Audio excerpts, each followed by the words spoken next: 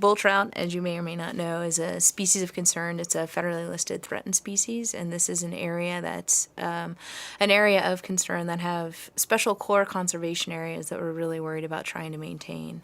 And in some of those areas, we're seeing a loss of migratory fish, so fish that are moving through the rivers in order to feed before they move up to streams to spawn.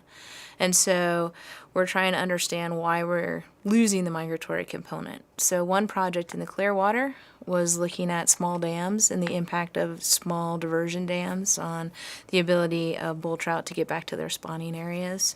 Once they move down to forage, if they're just lost to the population and can't make it back if the dam impedes their movement. And also trying to find these focal areas for spawning of the migratory component to help locate them for important areas for conservation as well as restoration. And so that's one of the things we're doing up in the Clearwater. In the Bitterroot, it's kind of an interesting contrast because there's no dams on the river there, and so we're trying to understand what could be causing the loss of the migratory component. And it's a really good system because they're gone from the main stem for the most part, declining recently in the East Fork of the Bitterroot, and still available or still doing well in the West Fork. So we're comparing these different regions in order to understand what's different about them.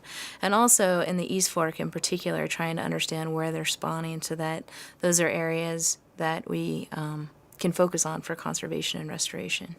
Which is why it's so important to be collaborating with the state on this, because they're the people who are actually going in and using the information. We're collaborating with them on the projects or using it and implementing some procedures after that.